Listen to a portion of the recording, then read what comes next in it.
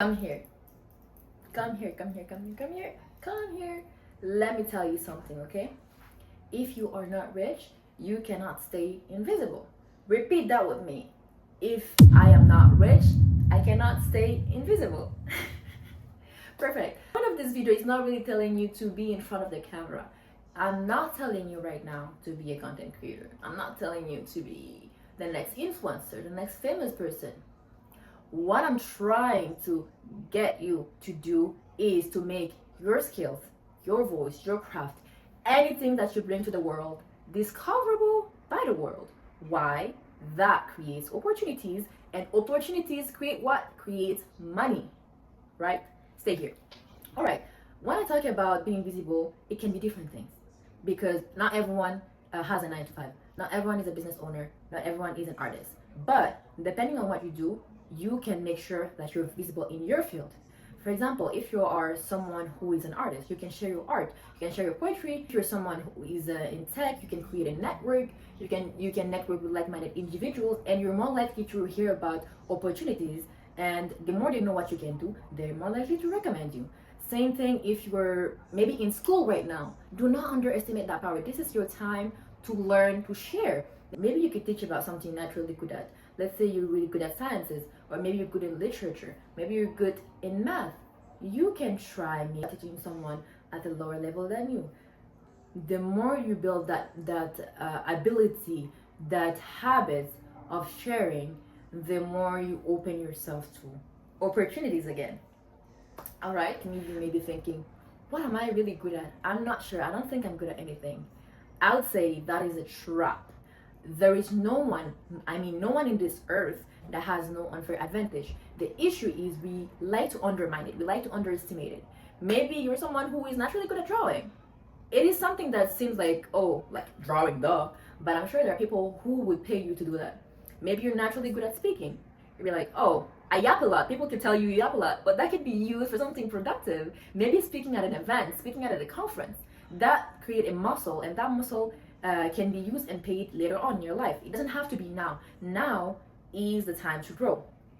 Now, what is stopping you from trying? It's mainly your ego protecting you.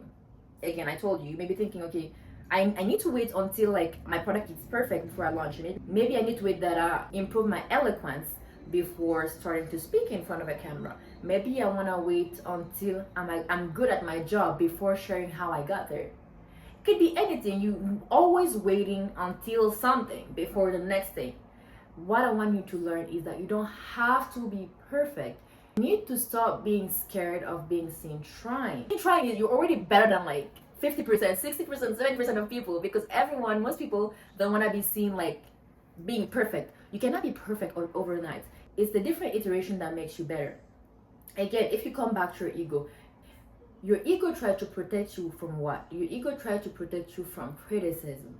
And something that is not criticized, something that is not scrutinized, something that does not have any feedback cannot be improved. And you cannot grow something that has no feedback. You cannot grow if you're not always iterating, you're not always improving. And once you grow, then again, you make money. Okay? Visibility, money. But I want to add a little caveat to this. The caveat is visibility is not necessarily equal to money. But money comes from what? Money comes from opportunities. Opportunities come from what? Opportunities usually come from the trust people have on you. But trust comes from what? Trust comes from the familiarity. Familiarity comes from what? People have seen you repeatedly trying. So if maybe you have a product, you are online, right? You usually buy something if you've seen enough reviews of the product, if you've seen enough people trying it. It's the same thing in real life. If people have not seen you enough, why do you think they will trust you? Same thing if you're looking for a job. If you don't have a portfolio, why would they trust you? Why would they pay you if they have not seen a tangible product that you've produced? You don't have to be perfect. You can try. You can be seen trying. And even when you're trying, that creates accountability. For example, sometimes you're working out, but when someone is looking at you, you add the weights. Or sometimes you're running, and when someone's looking at you, you increase your pace. Same thing. Maybe like building in public is what you need to grow.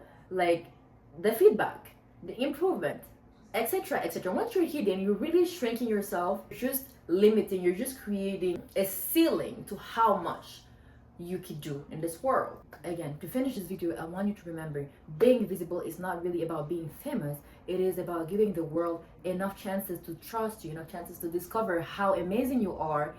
And I find it unfortunate that there are so many talented people in the world, but that fear of being seen, that fear of being perceived, that fear of not being really perfect the first time is just keeping them like in the back.